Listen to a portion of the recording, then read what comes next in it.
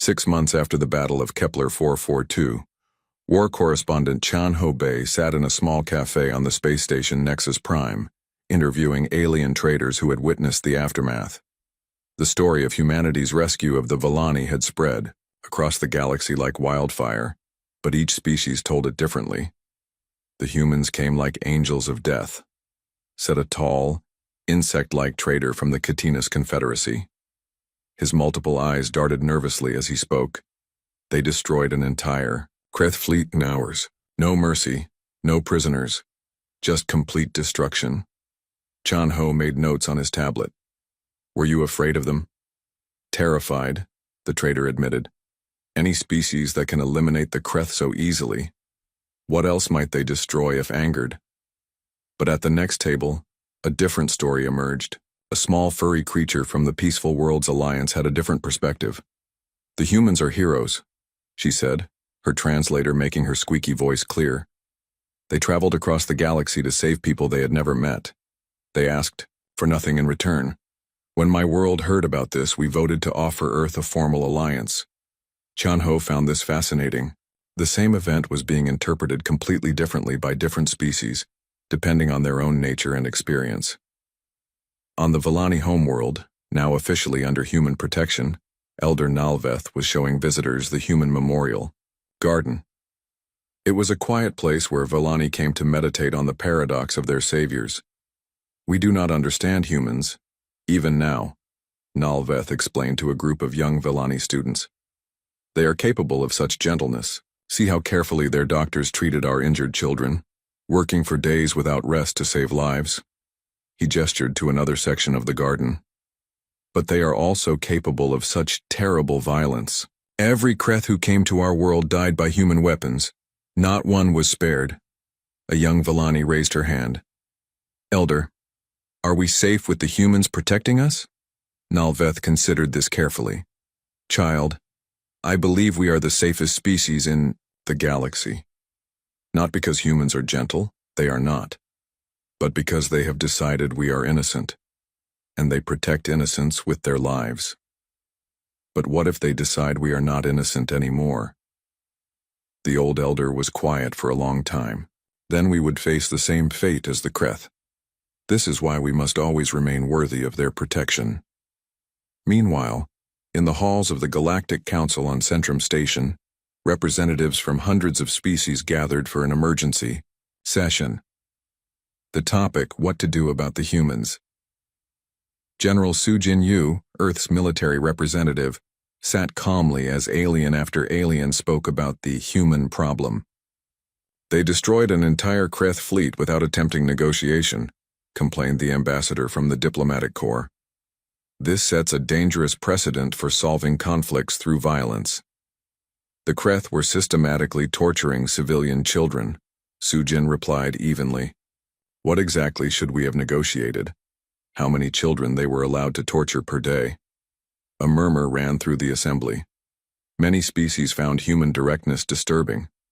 Nevertheless, continued the diplomatic corps representative, the complete elimination of all Kreth forces shows a troubling lack of restraint. Surely some could have been captured and reformed. Sujin stood up slowly. Representative, I have a question for this assembly.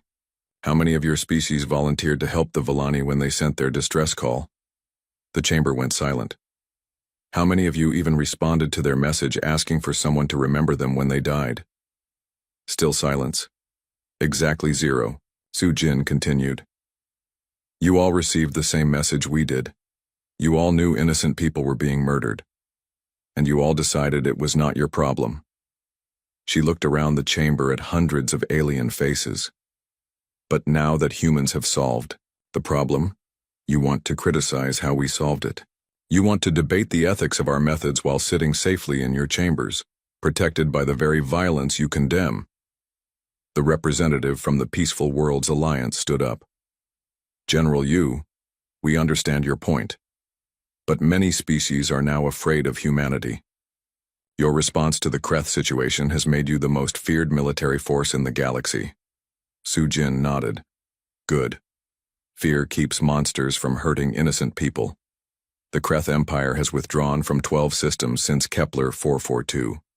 12 systems full of innocent people who are now safe because the Kreth are afraid of human retaliation. But what happens when you decide another species deserves the same fate as the Kreth? This was the question everyone wanted answered. Su-Jin considered her response carefully. That depends entirely on whether they torture children for entertainment, she said finally. Any species that limits itself to normal military conquest, resource disputes, or territorial conflicts has nothing to fear from humanity. But any species that chooses to torture innocent civilians will face the same fate as the Kreth. She sat back down. Choose accordingly. Back on Earth, Captain Taman Park, now promoted to Admiral, was dealing with an unexpected consequence of the Villani rescue. His communication console was filled with distress calls from across the galaxy. "Sir," said his aide, Lieutenant Yejin Song, "we've received 47 new distress signals this week alone, species requesting human protection from various threats." Park looked at the list. Pirates attacking trade routes, slavers raiding peaceful colonies, military dictatorships oppressing their own people. The galaxy, it seemed, was full of people who needed help. "What's the status of our fleet?" Park asked. "We have requests for 3 times more ships than we actually possess, sir. Earth Command is asking if we should start building more vessels or if we should be more selective about which calls we answer." This was humanity's dilemma. The galaxy had seen what humans could do when innocents were threatened, and now everyone expected them to solve every problem. But Earth's resources weren't unlimited. Dr. Sojin Lee appeared on Park's screen from her new posting at the Villani Cultural Institute. "Admiral, I think you need to see this." The screen showed a news broadcast. From the far side of the galaxy, a species called the Harmony Collective was under attack by something called the Void Swarm, machine intelligences that consumed entire worlds to fuel their expansion. The Harmony Collective has sent a distress call specifically requesting human assistance, Dr. Lee explained. "They've studied what happened at Kepler 442 and believe only humans have the military capability to stop the Void Swarm." Park sighed. "Dr. Lee, we barely have enough ships to patrol the systems we've already committed to protect. How can we fight machine intelligences on the other side of the galaxy? Because if we don't, sir, an entire peaceful civilization will be consumed by machines that turn living worlds into raw materials. The Harmony Collective has 40 billion citizens, Admiral. 40 billion people who will die if we don't help them." Park looked at his fleet readiness reports. Earth's shipyards were working at maximum capacity, but it would take years to build enough vessels to handle all the requests for help they were receiving. "How long before the Void Swarm reaches the Harmony homeworld?" 6 weeks, sir." Park made a decision that would echo across the galaxy. "Signal all available ships. We're going to need every vessel we can get." "Sir, that will leave dozens of other systems undefended. Then we'd better win quickly." As news of humanity's next mission spread, the galaxy watched with mixture of hope and fear. The Deathworlders were going to war again, this time against machines that had consumed dozens of civilizations. On the Kreth homeworld, Hive Prime Scrax read the intelligence reports with satisfaction. The humans are overextending themselves. They cannot protect everyone. Soon they will be weakened, and we can resume our expansion. But War Leader Thex disagreed. "Hive Prime, the humans destroyed our entire assault fleet with minimal losses. Now they are facing an even greater threat. If they defeat the Void Swarm as decisively as they defeated us, their reputation will become even more fearsome. And if they lose, then the galaxy will learn that even humans can be destroyed. But I do not think they will lose, Hive Prime. I think they will find a way to win as they always do." Scrax considered this. "What makes you so certain?" "Because they fight for something greater than themselves. The Void Swarm consumes worlds for resources. We conquered species for glory. But humans fight to protect innocent life. That gives them a strength we cannot understand." 3 weeks later, the human fleet jumped to hyperspace heading toward the distant Harmony Collective. Admiral Park stood on the bridge of his flagship, watching the stars stretch into lines as they entered faster-than-light travel. "Admiral," said his tactical officer, "incoming message from the Harmony Collective. They want to thank us for coming." "Put it through," A gentle, musical voice filled the bridge. Admiral Park, I am Speaker Melody of the Harmony Collective. We have studied your species since the Battle of Kepler 442. We know you travel far from home to help people you have never met. We know you risk everything to protect innocent life. The voice paused, filled with emotion. We do not know if you can save us from the machines that consume worlds, but we know that you will try, even if it costs you everything. This gives us hope in our darkest hour. Park looked around at his crew. Young men and women who had volunteered to fight machine intelligences on the other side of the galaxy for people they had never seen in a war they. 3 days after the battle, Admiral Kiwoo Choi stood in the ruins of what had once been a Kreth command center. His boots crunched on broken glass and twisted metal. Around him, human engineers worked to clear away the evidence of the destruction his forces had caused. Sir, said Captain Byung-ho Kim, approaching with a data pad. Final casualty reports from the surface operations. Choi took the pad and read the numbers. 7 humans dead in the space battle, 12 more killed during the ground assault. But the Kreth casualties were something else entirely. Every single Kreth soldier and scientist on the planet had been eliminated. Not one had been taken prisoner. Admiral, Kim continued quietly, some of the junior officers are asking questions. They want to know if we did the right thing down here. Choi looked around at the devastation. In the distance, human medical teams were still working to save Villani civilians who had been poisoned or tortured. The aliens were grateful, but they were also frightened. They had asked for help, but what they received was something much more violent than they had expected. What do you think, Captain? Choi asked. Did we do the right thing? Kim was quiet for a moment. The Kreth were monsters, sir.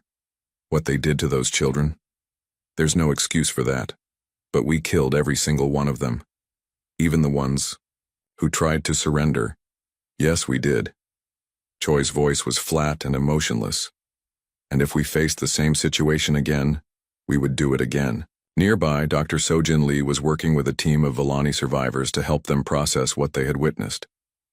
The aliens were struggling to understand the humans who had saved them.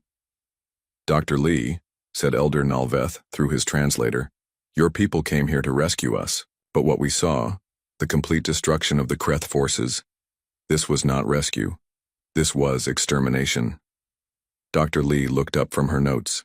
She had been studying Villani psychology for years, but nothing had prepared her for this situation. Elder, I know this is difficult to understand. Humans are complex.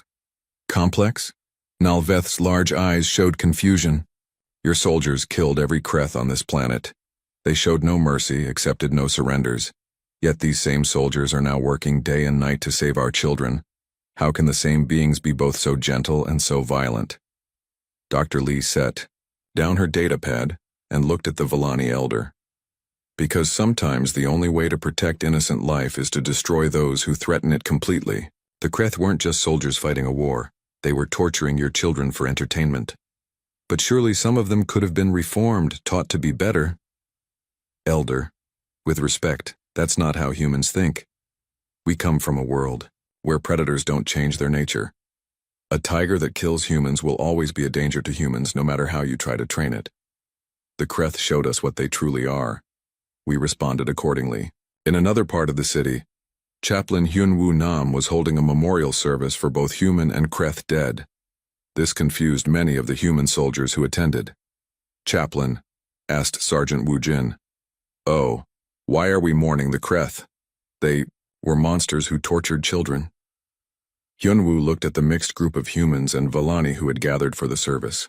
Because even monsters were once someone's children. Because killing, even when necessary, leaves scars on the souls of those who do it. Because if we don't mourn all the dead, we risk becoming the very thing we fought against. This was too complex for many to understand. But the chaplain had seen war before. He knew that victory often cost more than defeat, especially when it required good people to do terrible things. Lieutenant Sunmi Ko sat alone in her quarters, staring at a video message from her daughter back on Earth. The 8-year-old girl was excited about her school project on alien cultures and wanted to know if her mother had met any friendly aliens. How could she explain that she had spent the last 3 days killing creatures who tortured children? How could she tell her daughter that sometimes being a good person meant becoming a monster to fight other monsters? "Mom, are you okay?" asked her daughter's voice from the video. "You look sad." Sunmi wiped away tears. She didn't realize she was crying. "I'm fine, sweetheart. Mommy is just tired from helping some people who needed our help." It wasn't a lie, but it wasn't the whole truth either. Meanwhile, across the galaxy, news of the Battle of Kepler 442 was spreading like wildfire. Different species had very different reactions to what they heard. On the peaceful world of Altair 7, the bird-like Zephyrians gathered in their crystal spires to discuss the disturbing reports. The humans destroyed an entire Kreth fleet, and then eliminated every Kreth on the planet, announced their speaker. No prisoners, no mercy, no attempt at negotiation. "But the Kreth were torturing innocent civilians," replied another Zephyrian. "Surely that justified strong action?" "Strong action, yes. Complete extermination? That seems excessive." Similar debates were happening on dozens of worlds. Some species saw humans as heroes who had saved the peaceful Villani from extinction. Others saw them as dangerous killers who had shown no restraint or mercy. But in the heart of Kreth space, there was no debate. There was only fear. Hive Prime Skrax sat in the central chamber of the Kreth homeworld, reading intelligence reports, with growing horror. Every ship sent to the Villani system had been destroyed. Every Kreth soldier on the planet had been killed. The humans had fought with a fury that the Kreth had never encountered before. "Analysis?" Skrax demanded from the military council. "The humans fight unlike any species we have encountered," reported war leader Thex. "They show extreme compassion to civilians, but absolute ruthlessness to those they consider enemies. They do not seek glory or conquest. They seek only to eliminate threats to innocent life." And their military capabilities? Far beyond our previous estimates. Their ships are built like fortresses. Their soldiers fight with the desperation of cornered animals, but the skill of master warriors. We cannot defeat them in direct combat. Skrax felt the collective fear of the entire Kreth hive mind. For the first time in their history as a spacefaring species, they had encountered something they could not conquer. "Send a message to all Kreth fleets," Skrax ordered. "Withdraw from all systems within 50 light-years of human space. Avoid all contact with species under human protection. The Deathworlders have shown us what they are capable of." Back on the Villani world, Ambassador Mi-Young Lim had arrived to begin formal diplomatic relations. She found a species struggling to understand their saviors. "Ambassador," said Elder Nalveth, "we are grateful beyond words for what your people have done. You saved our entire species from extinction, but we are also troubled." "Troubled how, Elder?" "Your soldiers killed every Kreth on our world. They showed a capacity for violence that frightens us. We have lived in peace for thousands of years. We do not understand how the same beings can be both protectors and destroyers." Ambassador Lim considered her words carefully. "Elder, humans learned long ago that sometimes the only way to protect peace is to be willing to fight for it. Your people are gentle and kind because your world allowed you to be. Our world forced us to be strong. But the complete elimination of the Kreth forces was necessary," Lim replied firmly. "The Kreth showed us what they do to children, to families, to innocent people. They crossed a line that no civilized being should cross. When you choose to torture children for entertainment, you forfeit the right to mercy." Elder Nalveth was quiet for a long time. Finally, he spoke again. "We understand that you did what you believed was necessary, but we ask this: what happens now? Will humans always respond to threats with such finality?" This was the question that would define humanity's role in the galaxy. Ambassador Lim looked out at the Villani cities where human medical teams were still working to save torture victims. "Elder, humans will always protect innocent life. We will always respond to threats against children, against families, against peaceful people. If that means being seen as monsters by those who would harm innocents, then so be it." She paused, watching a human medic gently care for a young Villani who had been tortured by the Kreth. We would rather be feared by evil than loved by those who enable it. That evening, Admiral Choi received a priority message from Earth Command. President Sarah Kim appeared on the screen, her face serious but proud. Admiral, the entire world has been watching the reports from Kepler 442. You and your people have done something remarkable. You saved an entire species from extinction. Thank you, Madam President. But the cost? I know about the cost, Admiral. I've read all the reports. Every Kreth on that planet died. Not one was taken prisoner. Some people here on Earth are calling it excessive. Choi felt a weight in his chest. Had they gone too far? Had the fury of seeing tortured children caused them to become the very monsters they fought? But I've also read the intelligence reports about what the Kreth were doing to Villani civilians, the president continued. The torture facilities, the experiments on children, the systematic cruelty designed to cause maximum suffering. She leaned forward, her eyes hard. Admiral, when you find creatures torturing children for entertainment, you don't negotiate with them. You don't try to reform them. You eliminate them completely, so they can never hurt another innocent person. Choi felt some of the weight lift from his shoulders. While the space battle ended, Colonel Jae-ho-yoon led 2,000 human Marines toward the surface of the Villani world.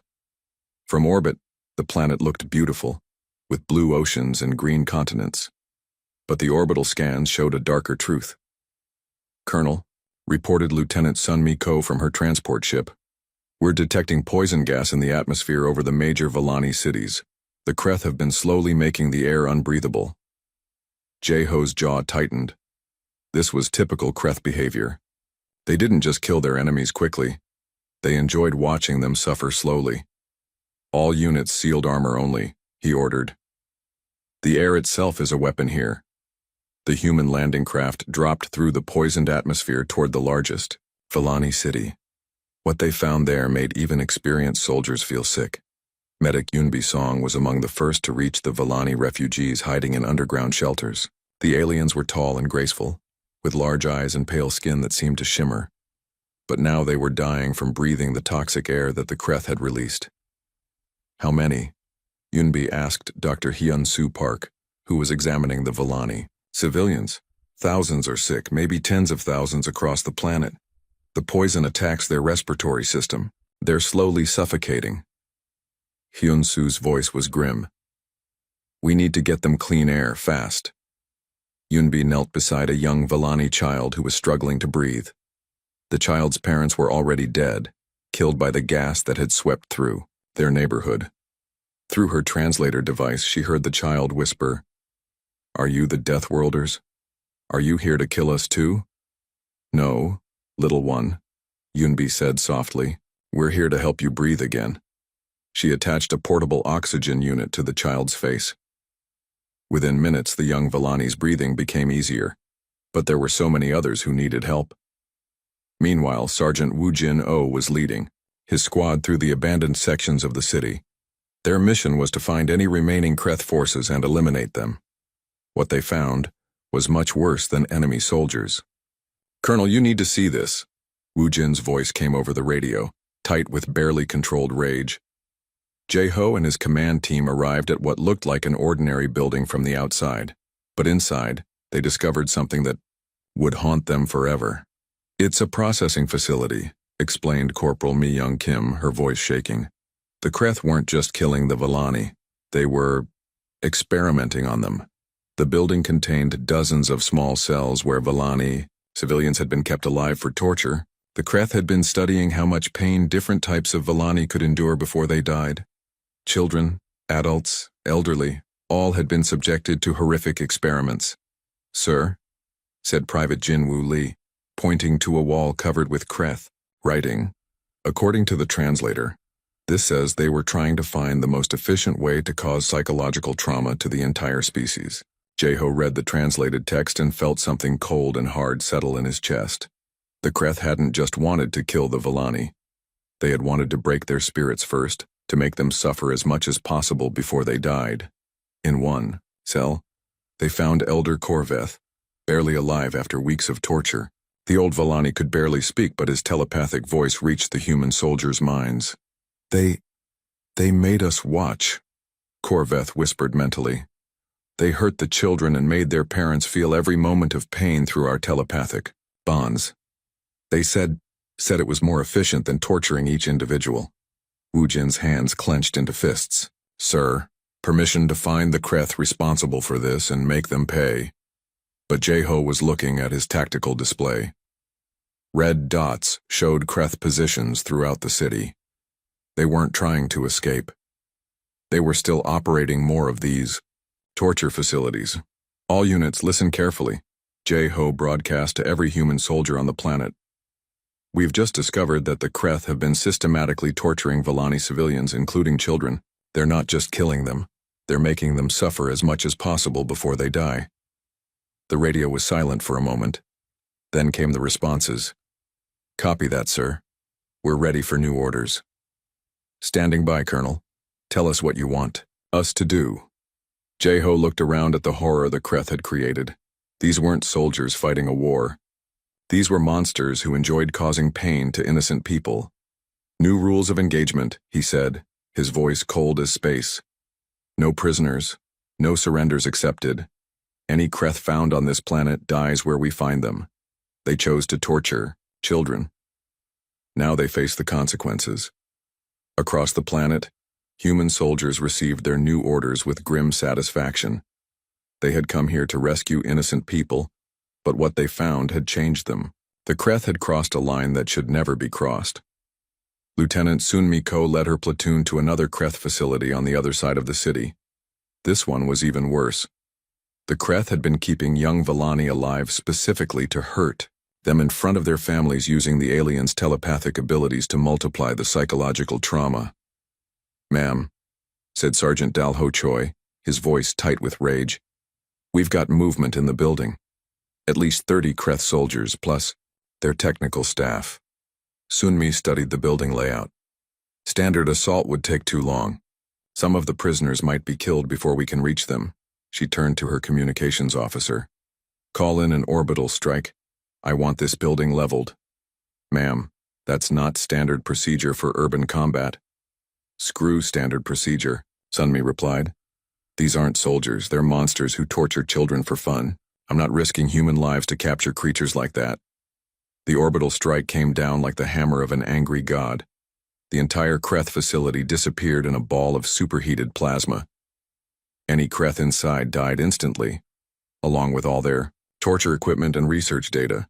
Similar scenes played out across the planet. Human soldiers who had come as rescuers became instruments of terrible vengeance when they saw what the Kreth had done to helpless civilians. Captain Yuri Nam found a facility where the Kreth had been forcing Villani parents to choose which of their children would be tortured first. The psychological cruelty was beyond anything humans had imagined possible. Burn it all, she ordered her flamethrower team.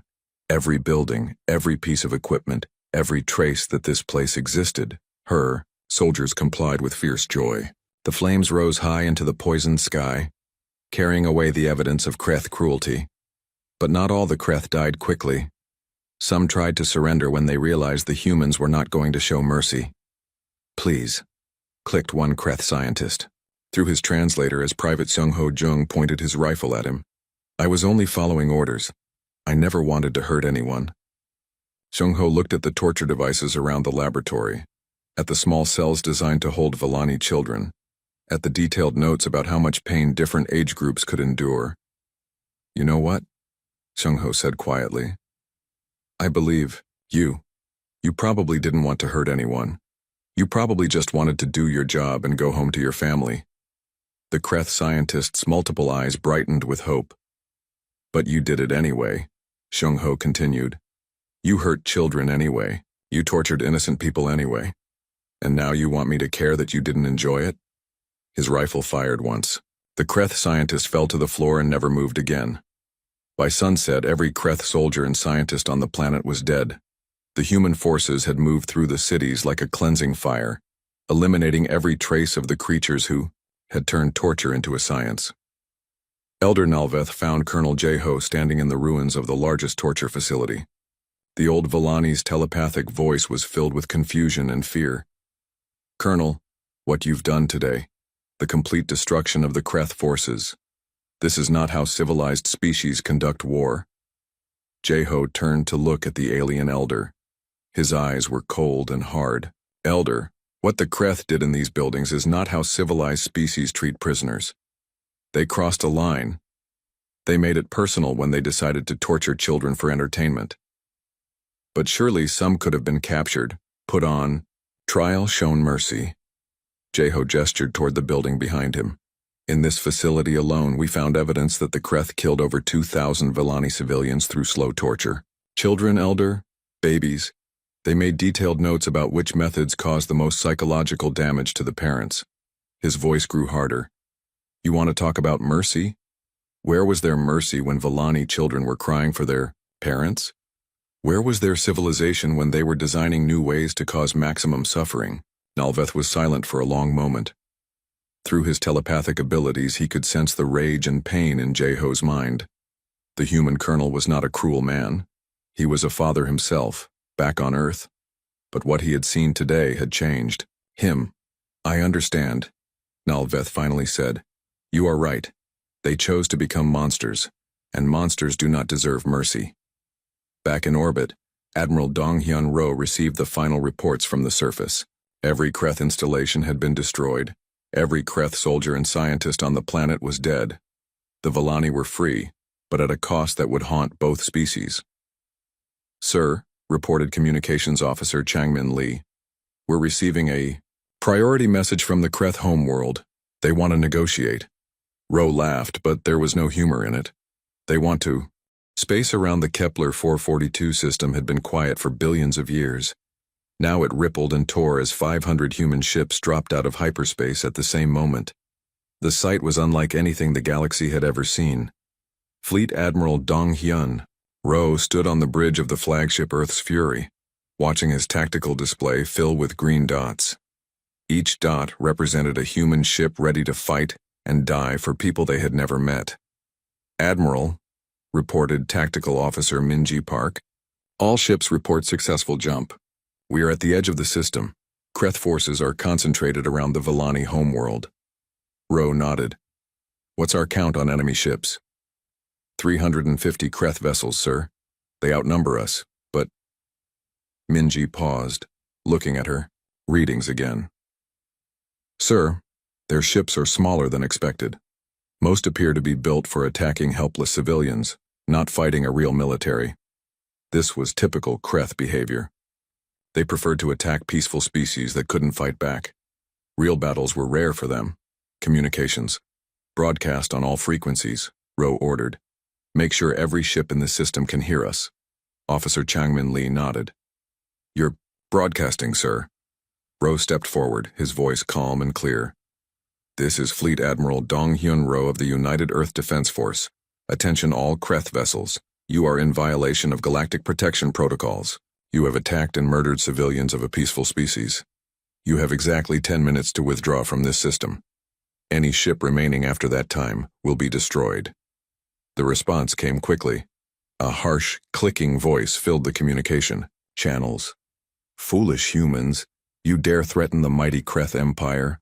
We have conquered dozens of species. We will add your bones to our collection. The Kreth commander continued, his voice full of arrogance. You have brought 500 ships against our glorious fleet. But numbers mean nothing when your enemies are weak. Prepare to die like the cowards you are. Admiral Ro looked at Minji. How long since we broadcast our warning? 3 minutes, sir. And the Kreth are moving to attack? Yes, sir. All their ships are turning toward us. They're forming up for a standard assault pattern. Ro smiled coldly. Standard assault pattern? They're treating this like another massacre of helpless civilians. He turned to the communication officer. Send a message to all ship captains. Weapons free, rules of engagement are now in effect. Protect the innocent. Eliminate all threats. Show no mercy. Across the human fleet, captains received their orders with grim satisfaction. Captain Subin Kang of the destroyer Soul's Fury read the message and turned to her weapons officer. Load all missile tubes. Charge the main guns. Target the largest Kreth ship you can find.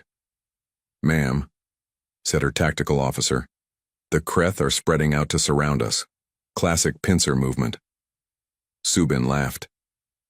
They think we're going to sit here and wait for them to get into position. Let's show them how humans fight. All ahead full directly toward their center formation. Ma'am? Her first officer looked confused. That's directly into their strongest concentration of ships. Exactly. They expect us to be afraid of their numbers. Instead, we're going to ram straight through them. Subin's eyes gleamed with the joy of battle. Maximum speed, all weapons firing. Let's see how their formation holds up when we're shooting in every direction at once. The Soul's fury accelerated toward the Kreth lines like a missile. Other human ships saw what she was doing and followed. Instead of forming defensive positions, the entire human fleet charged directly at the enemy. On the Kreth command ship, Hive Commander Vex watched in confusion. What are they doing? This is not proper battle tactics. They're attacking our strongest position. Perhaps they are inexperienced, suggested a subordinate. We heard Earth rarely fights wars. But as the human ships came closer, the Kreth realized something disturbing. Human vessels were built differently from other ships they had seen. Instead of smooth curves and delicate parts, Earth ships looked like flying fortresses. Their hulls were thick and covered in armor. Their weapons were massive and numerous. Hive Commander called the sensor operator. The human ships are not slowing down. They're going to ram us. Impossible, Vex replied.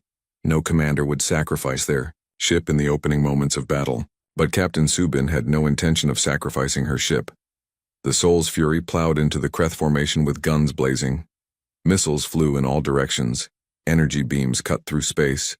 The destroyer's thick armor absorbed enemy fire, while her weapons tore apart everything in her path. Behind her, the rest of the human fleet followed. Each ship captain had grown up hearing stories of Earth's dangers. They had all learned that sometimes the only way through a problem was to charge straight at it.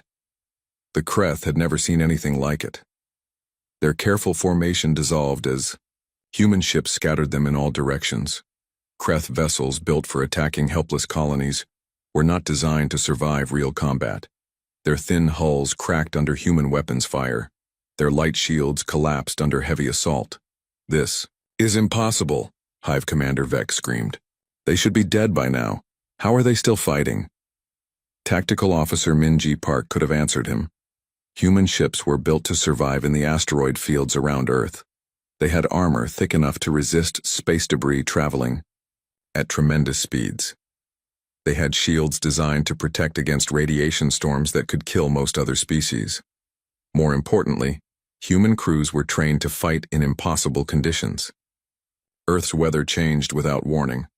Earthquakes struck without notice. Volcanoes erupted when least expected. Every human alive had learned to adapt quickly or die. Captain Junho Han of the cruiser Incheon found himself surrounded by 6 Kreth ships. Instead of trying to retreat, he ordered his crew to target all of them at once. Sir, we can't possibly fight 6 ships at the same time, his weapons officer protested. Watch us, Junho replied. Port weapons, target the 2 ships on our left. Starboard weapons, take the 2 on our right. Forward guns, hit the ship directly ahead. Rear guns, keep the one behind us busy. Sir, that leaves 1 ship with no one targeting it. Junho grinned. That's what the missiles are for. The Incheon became a spinning fortress of destruction, firing in every direction at once. Her crew worked with the practiced ease of people who had trained for exactly this situation. Each weapon system operated independently, targeting different enemies while the ship maneuvered to avoid return fire. Within minutes, all 6 Kreth ships were either destroyed or fleeing. The Incheon had taken some damage but was still fully operational. Across the battlefield, similar scenes played out. Human ships that should have been overwhelmed by superior numbers instead turned the tide through superior training, better equipment, and sheer stubborn refusal to give up. Hive Commander, the communications officer, called to Vex. We're receiving reports from all sectors. Our ships are being destroyed faster than they can retreat. Vex stared at his tactical display, in disbelief. Red markers showing destroyed Kreth ships filled the screen. In less than an hour of fighting, the humans had eliminated nearly half of his fleet. This cannot be happening, he whispered. We outnumbered them. We had the advantage of position. How are they winning? The answer came from an unexpected source. Elder Nalveth of the Villani, broadcasting from the planet's surface, had been watching the battle through telescopes. The humans fight like their world taught them to fight. The old Villani said sadly. Earth tried to kill them every day, so they learned to never give up. They learned that when something tries to destroy you, you hit it harder than it hits you. Nalveth's telepathic voice reached across space to both fleets. You Kreth expected them to fight like other species. You expected them to be careful with their ships to preserve their crews, to retreat when things became difficult. But humans come from a place where retreat means death. Admiral Rowe, listening to the Villani elder's words, felt a moment of sadness. Yes, Earth had made humans strong, but at a terrible cost. They had learned to fight because they had no choice. Admiral, reported Minji Park, the remaining Kreth ships are trying to withdraw. Should we pursue? Rowe considered this. Many of the Kreth ships were damaged and fleeing. The honorable thing might be to let them go. But then he remembered the intelligence reports about what the Kreth had done to Villani prisoners. Negative. Let none escape. Every Kreth ship that came here to murder children dies here. The human fleet spread out to hunt down the fleeing enemies. Captain Subin's destroyer had taken some damage, but her crew was already making repairs while continuing to fight. Ma'am, her tactical officer reported, we have a problem. 3 Kreth ships are diving toward the planet. They might be trying to attack the Villani cities. Subin's face went hard. Not while I'm breathing. Helm, intercept course, maximum speed. Ma'am, we can't catch all 3. We'll catch the first one, cripple the second one, and scare the third one into running. Subin turned to her weapons officer. Prepare a full missile spread. I want those ships to know that attacking innocent people is the last mistake they'll ever make. The Soul's Fury screamed toward the planet, chasing the fleeing Kreth ships. Around the system, other human vessels were finishing off the last of the enemy fleet. Within 3 hours of arriving, the human armada had completely destroyed the news traveled fast on Earth. Within 6 hours of the Villani message reaching Earth Command, every major news station was broadcasting the story. Captain Byung-ho Kim watched from his quarters as crowds gathered in cities around the world. In Seoul, thousands of people held candles and signs that said, "Save the Villani." In New York, volunteers lined up at military recruitment centers. In London, children drew pictures of humans helping alien families. The response was the same everywhere. Earth would not let innocent people die alone. It's amazing, said engineer Haewon Jang as she joined Kim to watch the news. Look at them. Nobody on Earth has ever met a Villani, but they're ready to risk everything to help them. Kim nodded. That's what makes us human, I guess. We can't ignore suffering even when it's logical to do so.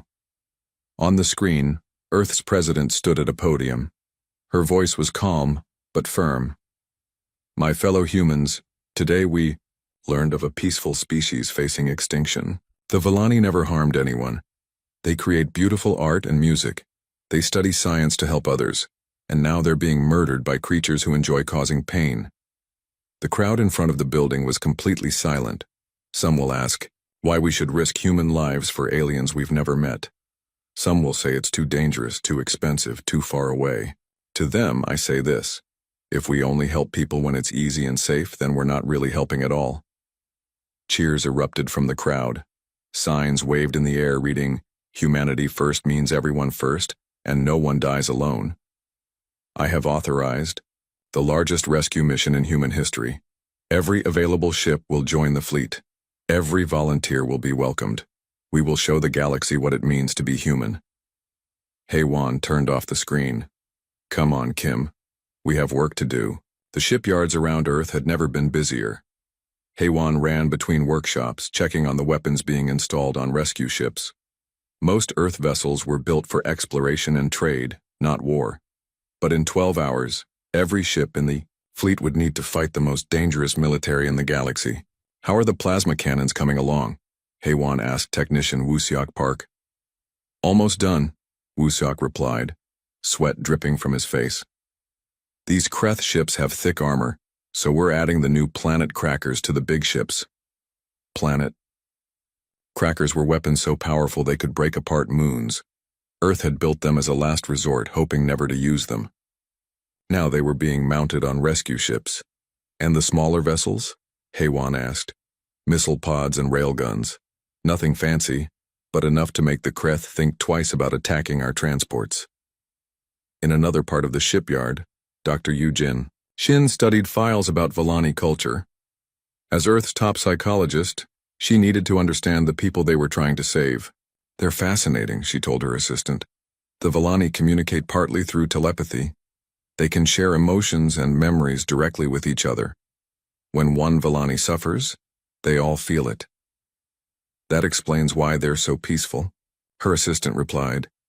Yes, but it also means they're experiencing the torture of every single prisoner the Kreth are holding. The entire species is being traumatized at once. Yujin's voice grew sad. They're not just watching their people die. They're feeling every moment of pain. This made the rescue even more urgent. Every minute they waited meant more suffering for millions of innocent beings. Meanwhile, far across the galaxy, the Kreth Empire was receiving disturbing news. Hive Prime Skrax sat in the command center of the Kreth homeworld, reading intelligence, reports with growing alarm. The humans are mobilizing their entire fleet? Skrax asked, through the hive mind connection that linked all Kreth. Confirmed, Hive Prime, replied a subordinate. Over 500 ships, including their largest battle cruisers. They're calling it Operation Guardian Angel. Skrax felt something unfamiliar, worry. The Kreth had conquered dozens of species, but they had always been careful to avoid humanity. Earthships were rare in Kreth space, and when they did appear, the Kreth usually found reasons to be somewhere else. Analysis of human military capability? Skrax demanded. Unknown, Hive Prime. They rarely fight, but when they do, the results are concerning. 3 years ago, pirates attacked a human colony ship with 20 vessels. The humans had one military escort. All 20 pirate ships were destroyed. The human ship had minor damage. Another voice joined the hive mind. Hive Prime, we intercepted a human message to their fleet commanders. They're not coming to negotiate. The message said, rules of engagement, protect the innocent, eliminate all threats, show no mercy to child killers. Skrax's 3 hearts beat faster. In the Kreth language, there was no word for mercy. They had never needed one. But they understood threats, and this sounded like a promise of total war. What is our force strength at the Vellani system? Skrax asked. 200 ships, Hive Prime. More than enough to handle any rescue attempt. But Skrax wasn't convinced. Reports about humans were strange and contradictory. Some described them as gentle explorers who shared medicine and technology. Others painted them as terrifying warriors who fought with such fury that even their enemies respected them. Send additional reinforcements to the Vellani system, Skrax ordered, and prepare our home fleet for possible retaliation. Back on Earth, the fleet was almost ready. Admiral Kiwu Choi stood on the bridge of the Indomitable, watching ships take their positions. Massive dreadnoughts floated next to small rescue vessels. Military cruisers flew alongside converted cargo ships that volunteers had turned into makeshift hospitals. Admiral, said Communications Officer Nari Jung, we're receiving a message from the Kreth Empire. The main screen flickered, and a disturbing image appeared. The Kreth looked like giant insects with sharp claws and multiple eyes. Their spokesperson clicked and hissed, but the translator made the words clear. Human fleet, you are entering Kreth territory without permission. The system you call Kepler 442 belongs to us now. Turn back or face the consequences. Admiral Choi stepped forward. Reply on all frequencies. Make sure every ship in the galaxy can hear this. The communication officer nodded. You're live, sir. Choi looked directly into the camera. This is Admiral Kiwu Choi of the United Earth Defense Force. The Vellani system is now under human protection. You have 6 hours to withdraw all Kreth forces. Any Kreth vessel remaining after that time will be considered hostile and will be destroyed. He paused, his eyes growing hard. And one more thing. We know what you've been doing to the Vellani prisoners. We know about the torture, the experiments, the slow killing. When we find those responsible, there will be no trial, no negotiation, no mercy. You chose to hurt children. Now face the consequences. The transmission ended. Around him, the bridge crew was silent. They all knew what this meant. Humanity had just declared war on one of the most powerful empires in the galaxy. "Sir," said Captain Min Jae-yoon, "all ships report ready for hyperspace jump." Admiral Choi looked out at the fleet one last time. 500 Earth ships carrying the hopes and fury of an entire world. Some of these ships would not come home. Some of these brave crews would die fighting monsters in the dark between stars. But every single person in the fleet had volunteered. They all knew the risks. They all knew they might be flying to their deaths. And every single one had said the same thing. Someone has to help them. "Fleet Command, this is Admiral Choi," he broadcast to all ships. "We go now to face an enemy that outnumbers us. We go to a place where no human has ever been to save people we've never met. Some of you are probably scared. That's normal, that's smart." He paused, looking at the faces of his crew. Young men and women who had volunteered to risk everything for strangers. But remember this. Somewhere out there, innocent people are dying. Children are crying for parents who will never come home. Families are being torn apart by monsters who think cruelty is entertainment, and those people have no one else to help them. No one but us. The fleet began to move toward the hyperspace jump point. We are humans. We come from a world that tried to kill us every day, and we refuse to die. We learned to fight storms, earthquakes, diseases, and each other. We learned that sometimes the only way to protect what you love is to become something your enemies fear. The first ships began to disappear into hyperspace. Today we show the galaxy why Earth is called a death world. Not because it made us cruel, but because it made us strong enough to protect those who cannot protect themselves. The Vallani asked for someone to remember them. Instead, we're going to make sure they live long enough to remember us. One by one, the ships of the human fleet jumped to hyperspace, carrying hope to the hopeless and bringing the fury of an entire species to bear on those who hurt innocent children. The Deathworlders were coming, and hell was coming with them. Commander Taemin Park sat in his chair on the bridge of the Earthship Thunder. The stars outside looked peaceful, but Taemin knew peace could end quickly in space. His crew was scanning the empty regions near the outer planets, looking for anything unusual. "Sir, we have a strange signal," said Officer Jin Ho Lee at the communications desk. His face looked worried. "It's not like anything we've seen before." Taemin walked over to look at the screen. Strange symbols moved across it, along with numbers that made no sense. "Can you figure out what language this is?" "No, sir. But the signal is very strong. Someone is using a lot of power to send this message far into space." Taemin thought about this. Most alien species only sent signals to nearby star systems. To broadcast across the galaxy took massive amounts of energy. Only someone in serious trouble would waste that much power. "Send this to Dr. Sojin Lee on the Indomitable," Taemin ordered. "If anyone can understand alien languages, it's her." 3 hours later, Dr. Lee's face appeared on the screen. She looked tired and sad. Her usually bright eyes seemed dim. "Commander Park, I've translated the message. You need to hear this." The message played, but now in clear human language. A gentle voice spoke, filled with sadness and fear. "We are the Vallani people of the world you call Kepler 442b. We have lived in peace for thousands of years. We create art and music. We study the stars and share knowledge with all who wish to learn. But now we are dying." The voice paused, and soft crying could be heard in the background. "The Kreth Empire came to our world 6 months ago. They told us to surrender or die. We tried to talk to them. We offered them our art, our knowledge, our friendship. They laughed at us. They said we are weak and deserve to die." Taemin's hands tightened into fists. He had heard of the Kreth. They were a war-loving species that destroyed other civilizations for fun. They have killed millions of our people. They poison our air so we cannot breathe. They burn our cities and destroy our libraries. Our children hide in caves, afraid to come out. We have no weapons. We have no army. We know only peace. Dr. Lee appeared on screen again.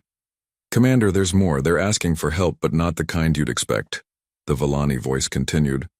"We know of the species called humans. You come from the death world Earth. Your planet tried to kill you every day, so you became strong. You are the most feared warriors in the galaxy. We do not ask you to save us. We know you barely know we exist. Tai Min felt something cold in his chest. These people were giving up.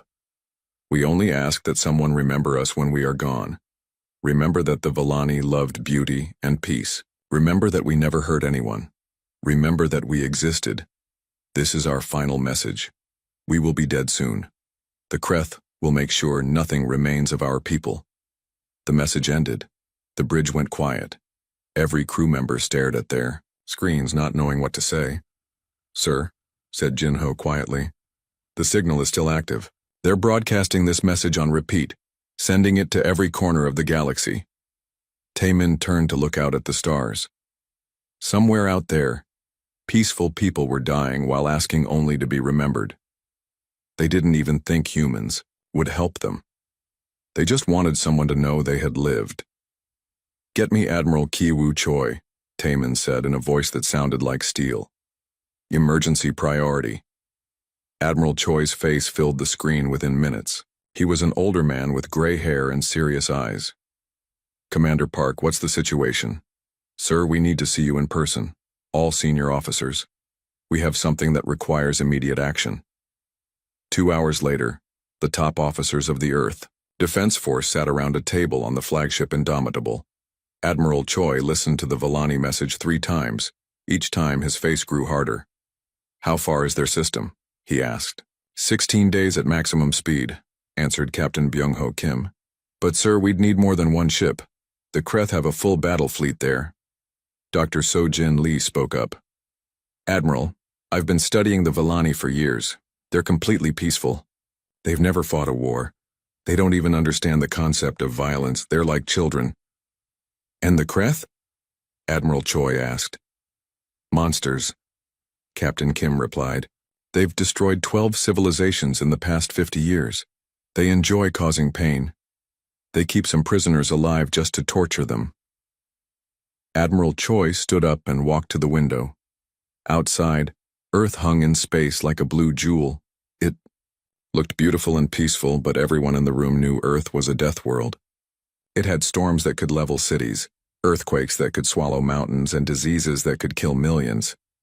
But it had also created humans. "The Villani think we won't help them," Admiral Choi said slowly. "They think we're too busy with our own problems to care about strangers." "Sir," said Dr. Lee, "they're not wrong. Most species wouldn't help. It's too far away, too dangerous, and too expensive." Admiral Choi turned around. His eyes blazed with something that made everyone sit straighter. Most species didn't crawl out of hell just to survive another day. Most species don't have the word impossible beaten out of them by their own planet. He walked back to the table and put his hands on it. "I've read the reports about what the Kreth do to their prisoners. They don't just kill them quickly. They make it last for weeks. They break people in ways that should be impossible." The room grew very quiet. The Villani are asking someone to remember them. They've given up hope of rescue. They're preparing to die and just want someone to know they lived. Admiral Choi's voice grew harder. "Well, they're going to be disappointed." "Sir?" Captain Kim asked. "They're not going to die today, or tomorrow, or any day while humans are still breathing."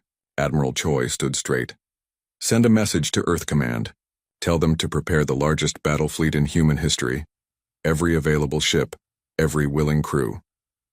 "Admiral," Dr. Lee said carefully, "the Kreth Empire is huge. They have hundreds of ships. This could start a galactic war." Admiral Choi smiled, but it wasn't a happy smile. It was the smile of a predator that had found prey. "Dr. Lee, the Kreth made one mistake. They hurt children. They torture innocents for fun. And they think humans won't care because these people are strangers." He looked around the table at each officer. "They're about to learn that humans don't abandon anyone, ever. Distance doesn't matter, species doesn't matter. The only thing that matters is that someone needs help." Captain Kim leaned forward. "Sir, what are your orders?" "Send a reply to the Villani. Tell them to hold on. Tell them the Deathworlders are coming." Admiral Choi's eyes were cold as space. "And send a message to the Kreth Empire. Tell them they have 24 hours to withdraw from Volani space. After that, they'll discover why every species in the galaxy fears the humans from Earth. Dr. Lee typed quickly on her computer. Admiral, I'm getting reports from Earth. The moment news of this reached the planet, volunteers started signing up faster than we can process them. The President is calling it Operation Guardian Angel. Good, Admiral Choi said. The Volani asked for someone to remember them. Instead, we're going to make sure they live long enough to remember us. Outside the window, more Earth ships appeared, as the fleet began to gather. Each ship carried humans who had grown up on a world that tried to kill them every day. Each crew member had learned that sometimes, the only way to protect innocent people was to become the monster that monsters feared. The Volani had sent their last message into the dark, hoping someone would remember them. Instead, they had called down the fury of an entire species that had learned one simple rule on their death world. When someone needs help, you help them, no matter the cost. The Deathworlders were coming.